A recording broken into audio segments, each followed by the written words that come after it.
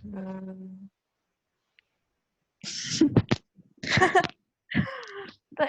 Ini Pernah nggak dengar apa? berita? Berita Pernah apa?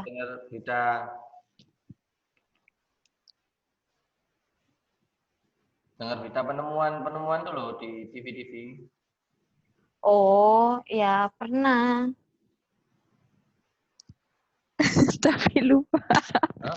Tapi lupa, Masa kayak lupa? cuman baca terus hilang. Baca lalu lupakan. Iya. Contoh, kakak pernah dengar berita ada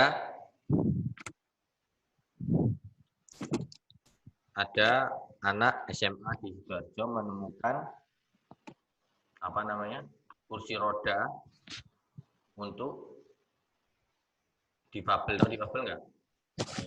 Disabel itu loh. Anak yang Iya. cacat. Nah, itu nyambung dengan aplikasi Android. Jadi bisa digerakkan lewat HP. Nah, itu untuk mengisi kekosongan, kekurangan apa? Anak-anak yang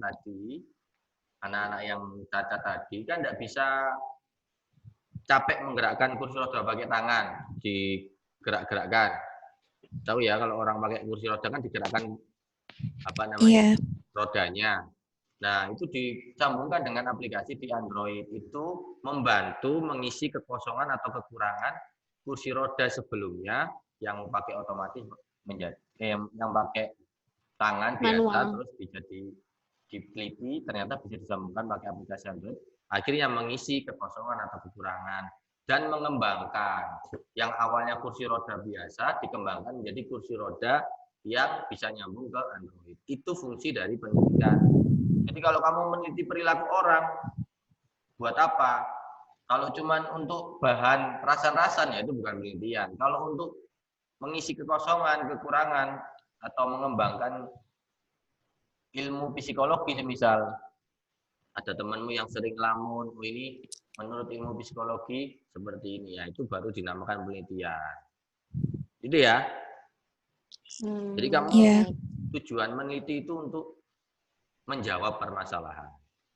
Nah, gitu ya. Jadi peneliti itu harus ada masalahnya. Ya. Kan di dunia ini nggak ada ya yang nggak mungkin kita kekurangan masalah. Ya nggak?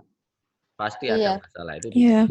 Termasuk yang kamu teliti tadi, teman kamu yang mungkin sering ngebully orang, itu masalah kamu teliti. Oke? Oke. Oke. Sama kesimpulan ya. Jadi penelitian adalah suatu usaha menarik kesimpulan yang dapat dipercaya kebenarannya yang dilakukan dengan sabar dan teliti. Itu prosedur ilmiah. Nah, bedanya penelitian dengan pengamatan biasa, kalau penelitian itu ada prosedur ilmiahnya. Apa itu prosedur ilmiah? Tahapan ilmiah. Nanti tak kasih tahapannya. Nah, atau penelitian dikatakan aktivitas ilmiah yang menggunakan metode ilmiah. Jadi kalau yang dilakukan Sharon sama Tiffany tadi itu belum menggunakan metode, ya. Pokoknya diamati saja. Nah, nanti ada metode-metodenya. Dan sistematis, ya, sistematis. Sistematis itu apa tahu? Sistematis. Bertahap dan berurutan, ya. Jadi enggak, saya ingin meneliti Kak, terus keluar rumah terus wah saya melihat orang-orang berjalan. Nah, tahapannya harus urut. Nah, nanti ada urutan-urutannya. Dan tujuannya menguji, memverifikasi suatu atau beberapa hipotesa terhadap satu atau beberapa masalah dengan proses pengumpulan data. Nah, dalam penelitian yang paling penting juga adalah mengumpulkan data. Makanya tadi saya tanya, saya sama Tiffany, kamu mengumpulkan data nggak? Ditulis nggak? Hari ini, contoh semisal, saya sama Tiffany meneliti tetangga-tetangganya. Ya, ditulis hari ini tetanggamu ngapain, besok ngapain di luar rumah. Katakan tentang pembelian konsumsi sayur kompleks apa perumahan kamu. Itu diteliti hari ini air makan apa saja. Jadi nggak cuma satu pengamatan. Oke? Nah, inilah yang dikatakan sistematis. Sistematis adalah dilaksanakan berdasarkan pola tertentu. Apa yang dimaksud pola tertentu? Nanti ada namanya penelitian kuantitatif dan kualitatif. Polanya berbeda. Nanti ada apa namanya? Ada halaman yang menjelaskan itu. Terencana, ya. Terencana harus direncanakan. Jadi besok kalau teman-teman melakukan penelitian ya, itu harus sengaja dan terencana. Contoh, minggu ini saya mau meneliti tetangga saya yang dekat dulu. Oh, minggu depan saya ingin meneliti, mencari data, mewawancarai tetangga saya yang agak jauh. Terus minggu depannya lagi saya ingin menyimpulkan dan menganalisa data yang sudah dimiliki. Jadi harus terencana. Dan langkah-langkahnya nggak boleh loncat. Ya. Nggak mungkin kan menganalisa data terus, menyimpulkan data terus baru mewawancara. Mungkin nggak? Wawancara dulu, menyimpulkan hasil wawancara dulu baru mewawancara. Enggak. Enggak.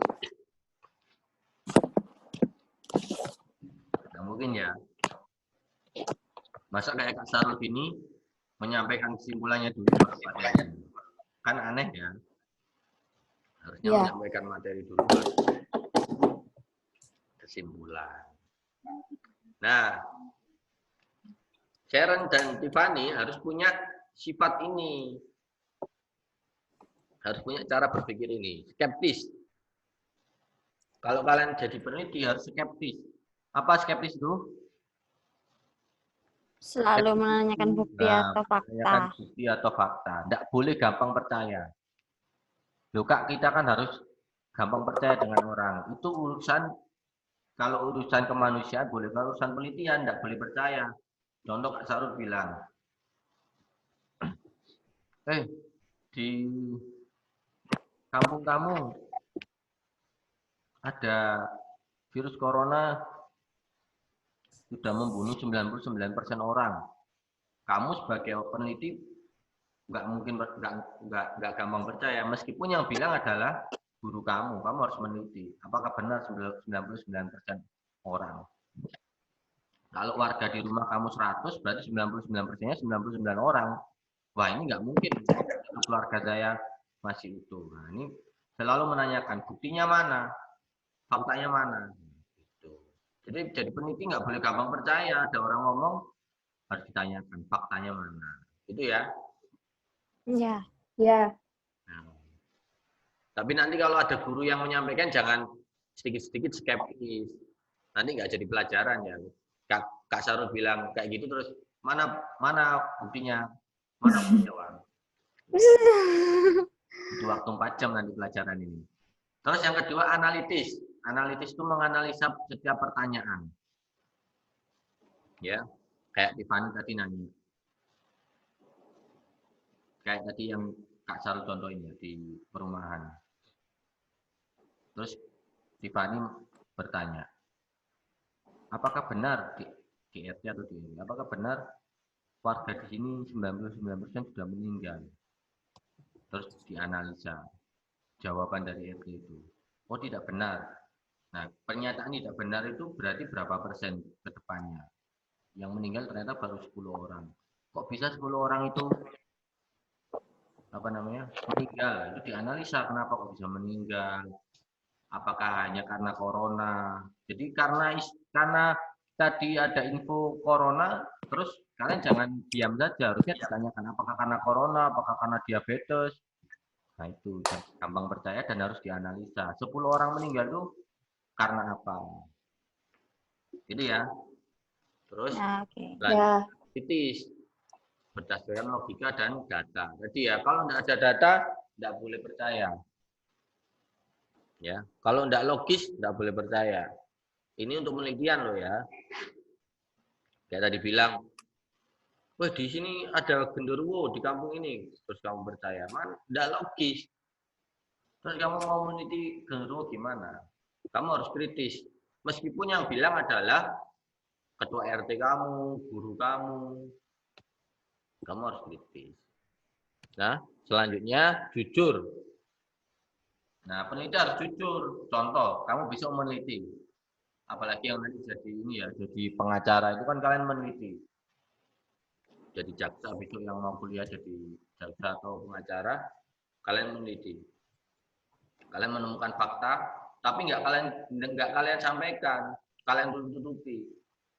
Mungkin karena takut, mungkin karena kasihan, nggak boleh. Peneliti harus jujur.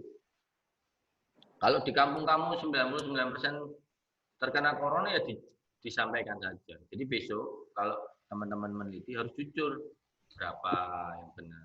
Ya. Nah, selanjutnya terbuka. Terbuka itu ya kamu harus terbuka.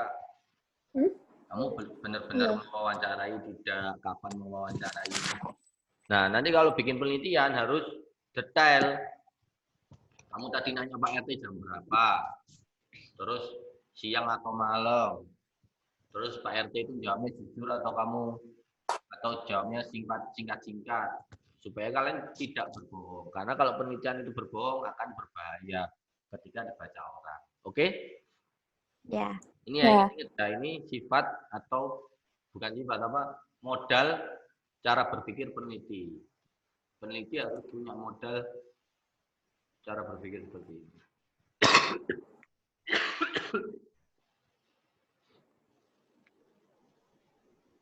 Nah, ini selanjutnya sikap peneliti selanjutnya. Objektif, ya. Apa itu objektif? Memisahkan pendapat pribadi dengan fakta. Ya. Contoh, jadi kalau kalian ingin kampung kalian terlihat bagus, padahal penelitian kalian menyatakan data yang kalian temukan memang sudah banyak 99% orang kampung kalian terkena corona. Tapi kamu pengen kampung kamu itu terlihat bagus supaya orang-orang tetap bisa bermain, teman-teman kamu bisa main ke rumah kamu. Terus kamu tulis itu penelitian kamu, oh yang terkena corona cuma 10%. Itu enggak boleh ya. Keinginan pribadi kamu enggak boleh dimasukkan dalam penelitian. Contoh kamu tadi Sharon mengamati orang, perilaku orang.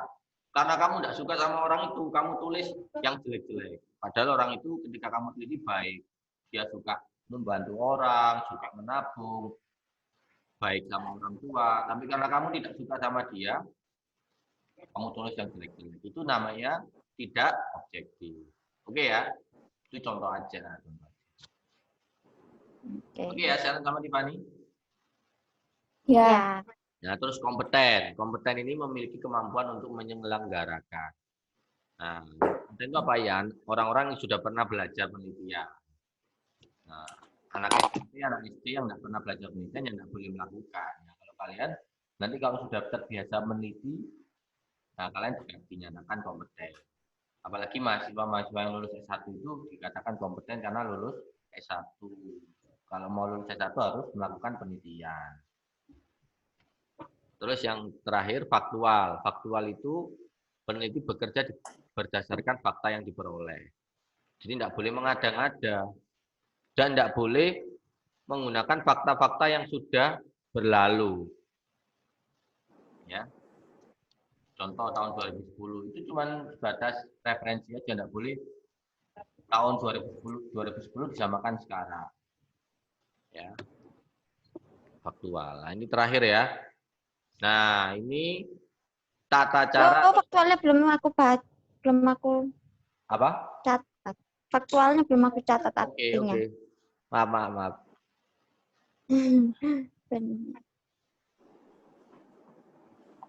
Bentar ya, Kak ya. Oke.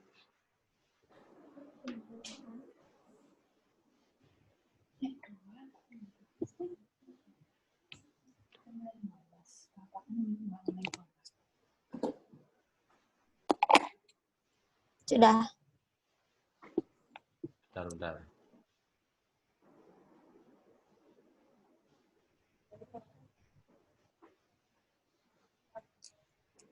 Loh, screen-nya nggak bisa ya?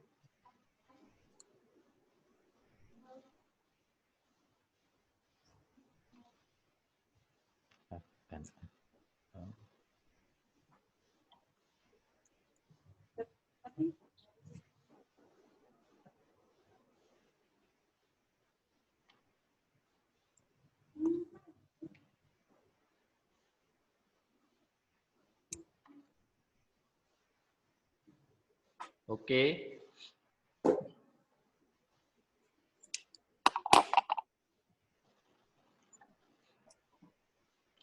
Sekarang kita masuk.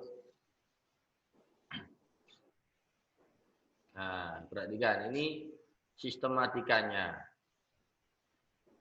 Sistematika bikin penelitian. Pertama, kebutuhan.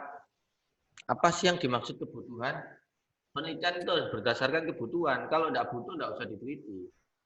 Ya, contoh tadi Tiffany, Sharon mengamati perilaku temannya.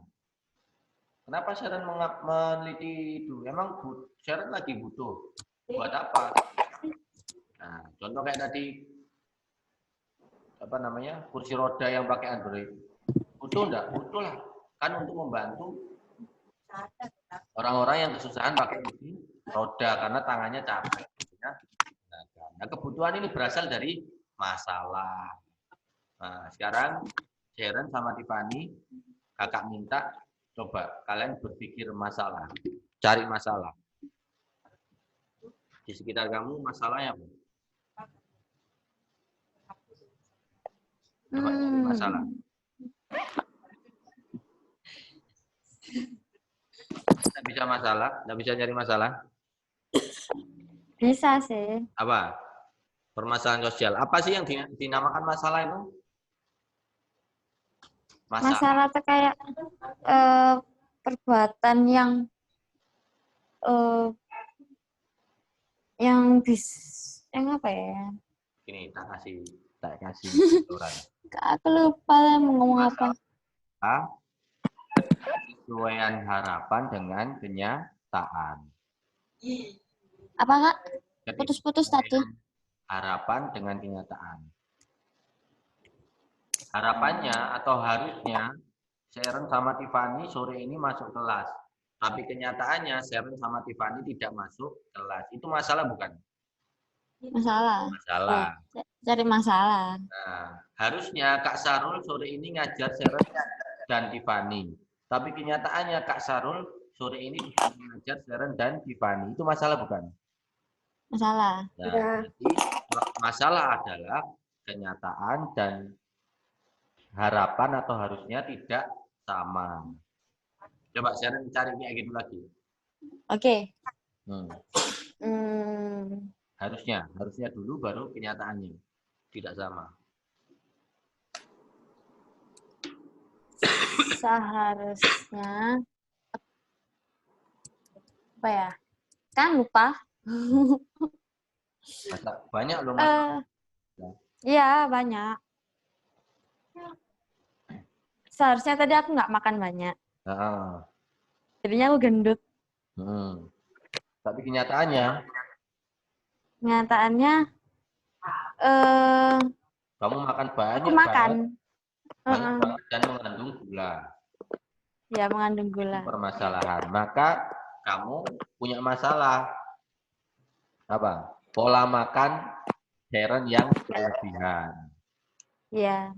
Nah, kenapa kok harus diteliti? Ya supaya Sharon tahu pola makan yang tidak berlebihan bagaimana, makan apa saja, maka diteliti.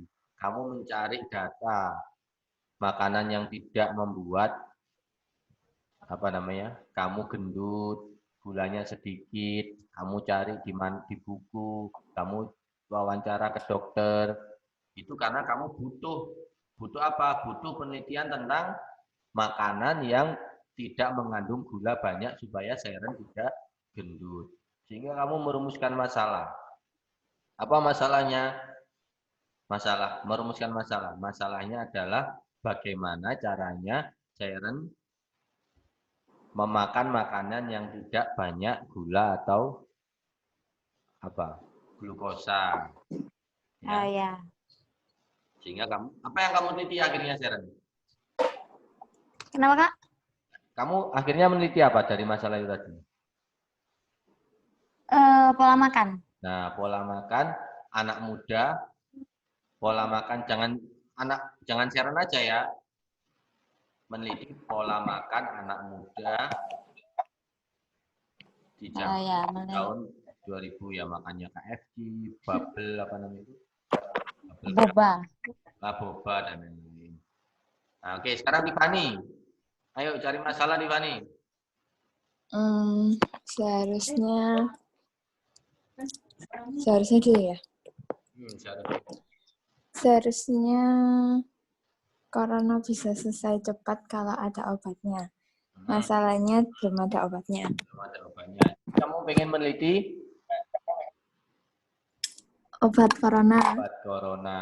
Itu penelitian IPA ya nanti. Ya. Penelitian enggak apa-apa. Yang penting kamu bisa berpikir permasalahan. Masalahnya adalah corona belum ada obatnya. Maka yang kamu teliti adalah bagaimana cara menyembuhkan corona dengan obat, atau bagaimana cara membuat obat corona, atau bagaimana nanti kalau semisal ketemu tumbuhan lain bisa menjadikan obat. Ya. Atau kamu meneliti tentang cara menyembuhkan corona tanpa obat. Itu yang akan kamu teliti ya. Oke, mudah nggak Iya, Kak. cari judul penelitian? Kenapa? Mudah nggak tadi cari judul penelitian? Tapi Tiffany Ya. tadi penelitian IPA ya. Nanti harus ke laboratorium dan lain-lain. Coba sekarang yang agak ini ya, agak ke IPS ya. Bukan agak ke IPS ya. Ya sosial, penelitian sosial. Coba Sharon, cari judul lain yang sosial. Sosial. Seharusnya aku tidak ngomong perkataan buruk, apa ya, fakta ke dia. Oh, gimana? Kayak apa ya? Seharusnya aku tidak ngomong tentang dirinya itu jelek. Jadi apa kebiasaan Sharon menjelek-jelekkan temannya? Ya. Oke, itu masalah. Tapi kenyataannya Sharon sering menjelek-jelekkan temannya, gitu ya? Ya. Nah, berarti kamu meneliti tentang kebiasaan Sharon atau anak muda yang suka membuli atau menjelek-jelekkan temannya. Atau kalau dalam sekolah, kebiasaan murid homeschooling Kak Seto membuli temannya. Itu jadi masalah, kamu teliti. Kenapa kamu teliti itu? Supaya apa? Supaya nggak keterusan gitu. Nah, supaya Sharon tahu kenapa sih anak itu membuli, kenapa anak itu jelek-jelekkan anak teman lain, sehingga nanti bisa solusinya. Oke, bagus. Tiffany coba yang sosial. Sekarang cari masalah dulu. Seharusnya tidak. Logis ya. Oke, Tiffany. Kenapa? Yang faktual dan logis. Seharusnya tidak menyebarkan berita hoax. Oke.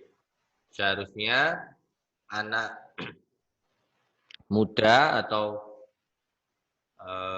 murid homeschooling Kak Seto tidak menyebarkan berita hoax. Tapi kenyataannya ada enggak? Misal ada, katakan ya. Ya. Kenyataannya ada. Nah, maka kamu teliti ya. Kenapa orang-orang itu, anak-anak itu menyebarkan berita hoax? Supaya apa? Kenapa sih Tiffany meneliti itu? Supaya tidak banyak yang menyebarkan berita hoax. Supaya Tiffany tahu kenapa anak-anak itu menyebarkan berita hoax, sehingga nanti Tiffany bisa membuat solusinya. Oh iya. Nah, penelitian itu harus atau bagusnya itu mengkerucut. Maksudnya apa, Kak? Contoh, tadi Sharon menyatakan menjelek-jelekkan temannya. Siapa? Siswa seluruh Indonesia. Bisa enggak Sharon meneliti siswa seluruh Indonesia? Bisa. Gimana caranya? Sekolah banyak, homeschooling banyak. Kalau se-Indonesia ya nggak bisa. Kalau saya sekelas itu. Nah, bikin penelitiannya berarti kebiasaan membuli siswa homeschooling SMP kelas 8. Sehingga kamu cuma meneliti 10 orang. Kalau Tiffany bilang meneliti tentang kebiasaan membuli siswa se-Indonesia. Waduh, gimana nanti Sharon menelitinya? Sekolah itu ada SD, SMP, SMA. Terus ada homeschooling, SD, SMP, SMA. Terus se-Indonesia. Belum di Surabaya, di Papua. Maka penelitian itu bagusnya. Termasuk di Fani tadi ya. Meneliti tentang apa tadi? Kebiasaan menyebarkan berita hoax siswa homeschooling kelas 8 SMP. Gitu ya. Cuma se-Indonesia itu Indonesia mana? Oke? Oke. Ada yang ditanyakan? Enggak. Enggak. Oke, saya kakak mau nulis ini ya, judul penelitian apa tadi? Sharon, pengen ngecek lupa nggak? Yang apa? Judul Yang apa? penelitian. Oh, judul penelitian itu tadi.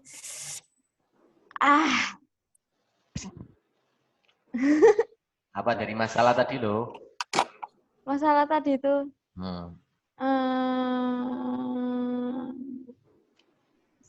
Seharus pembulian. Nah, pembulian, kebiasaan membuli. Kebiasaan Bu. Ya, membuli.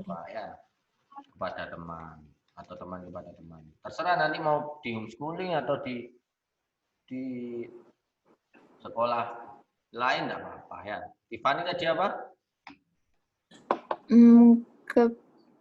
Kebiasaan menyebarkan berita hoax. Nah, siswa ya.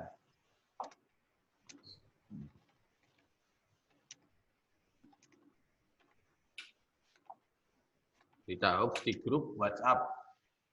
Ya, atau terserah nanti di Instagram atau itu ya. Nah, ini nanti oke, sekarang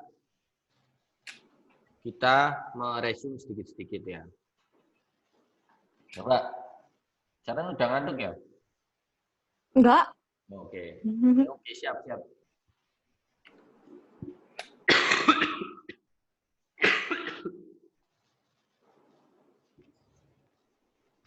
Coba Sharon, kasih contoh kata berpikir deduksi. Deduksi.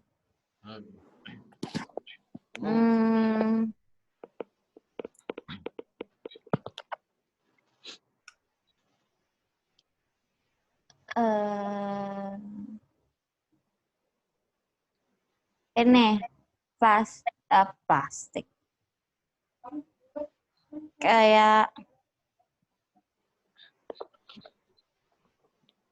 botol tuh plastik.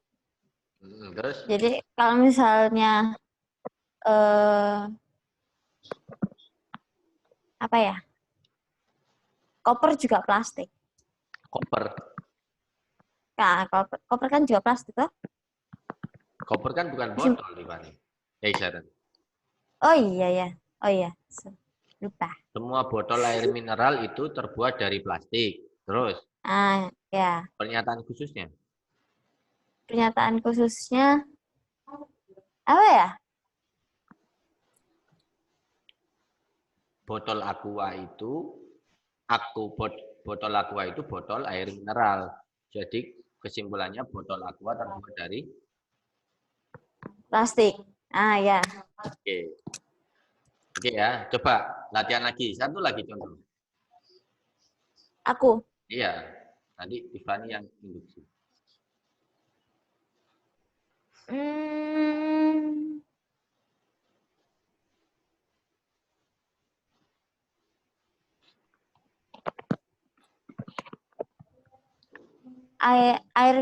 Air minum itu sama cairnya kayak sup.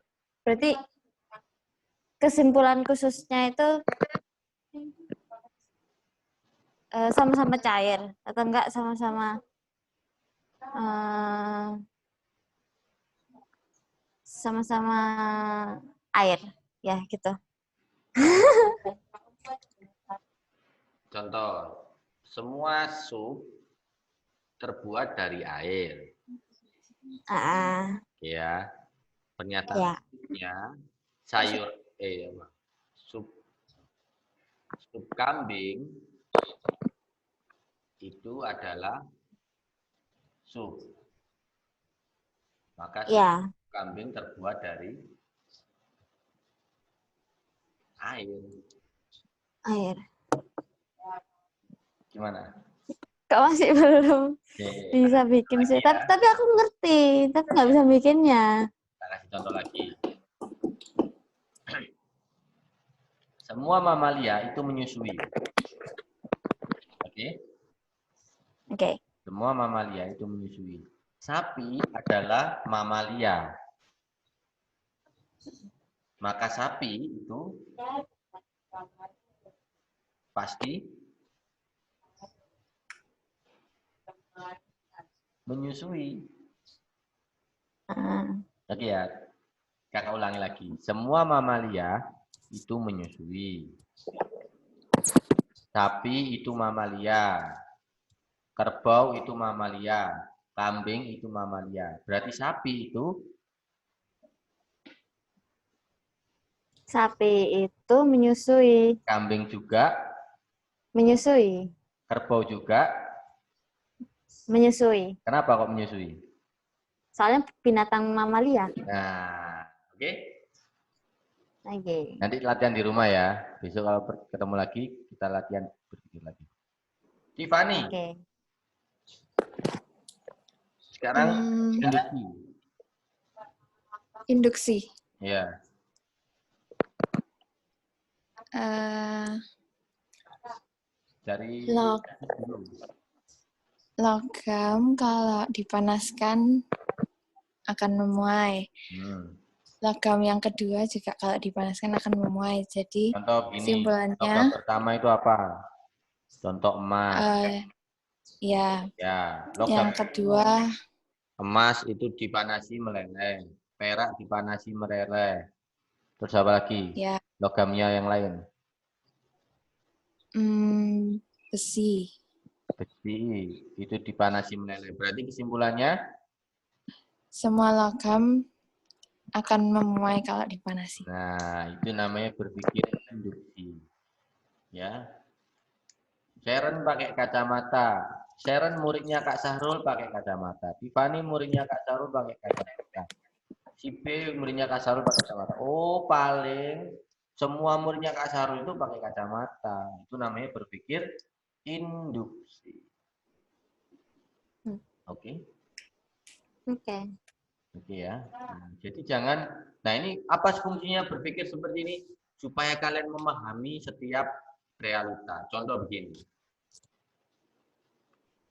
Maaf ya, semisal ada tetangga atau orang tua atau guru. Tapi kalau guru sama orang tua tidak ada. Contoh tetangga.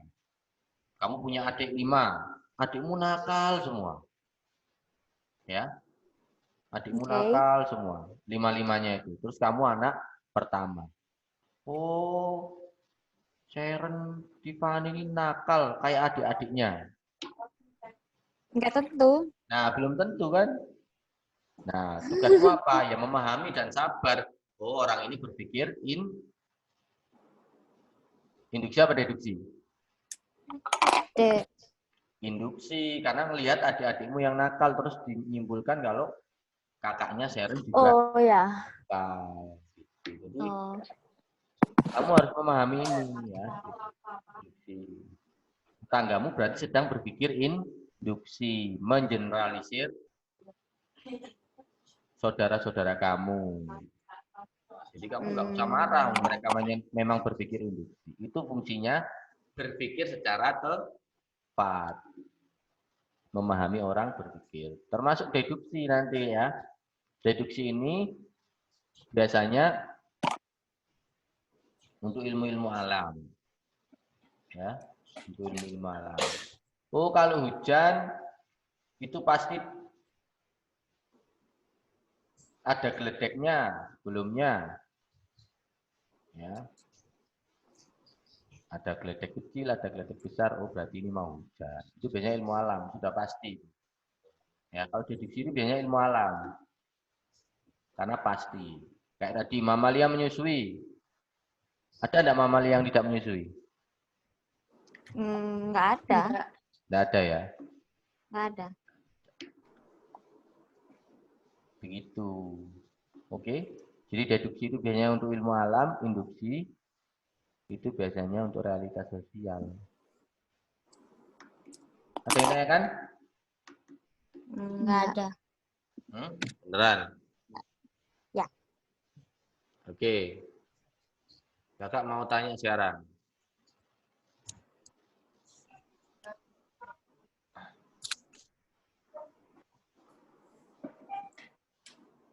Ke Sharon. Apa yang dimaksud dengan syarat penelitian? Penelitian itu harus sistematis. Syarat penelitian harus sistematis. Penelitian itu harus sistematis. Ya. Kenapa? Apa yang dimaksud sistematis itu? Dilaksanakan berdasarkan pola tertentu. Nah, harus urut, ya harus ada polanya. Ya. Tadi lo polanya nggak selalu jelasin dari cari masalah. Oke. Sekarang Tiffany. Penelitian itu harus terencana. Apa maksudnya? Harus ada tujuannya. Iya, harus ada tujuannya, harus terencana minggu ini ngapain ya. Ya. Oke. Sekarang Sharon. Yang dimaksud skeptis itu apa, Sharon? Apa itu? Skeptis? Ya, peneliti itu harus berperilaku skeptis atau berpikir skeptis. Apa maksudnya? Selalu menanyakan bukti atau fakta. Oke, jadi nggak boleh gampang percaya ya. Kalau mau jadi peneliti nggak boleh gampang percaya. Nggak boleh. Oke. Kalau Tiffany, sekarang. Tiffany, apa yang dimaksud objektif? Peneliti itu harus objektif, Tiffany. Apa yang dimaksud objektif?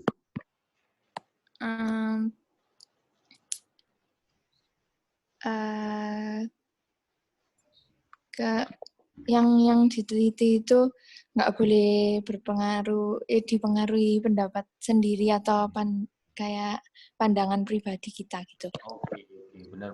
Contohnya kayak tadi ya, saya tentang katakan saya ngajar di homeschooling Kak Seto ya sekarang. Terus saya neliti tentang yang lain. Supaya homeschooling ini atau sekolah yang lain ini jelek, saya neliti saya jelek. Nggak boleh ya. Meskipun saya ngajar di Kak Seto. Gitu. Termasuk karena saya ngajar di Kak Seto, terus meneliti Kak Seto, terus saya tulis, katakan murid saya sekarang 2, terus saya bilang 100. Nah, supaya terlihat banyak itu namanya kepentingan pribadi dimasukkan penelitian. Itu tidak boleh. Maka harus objektif. Apa lawan katanya objektif?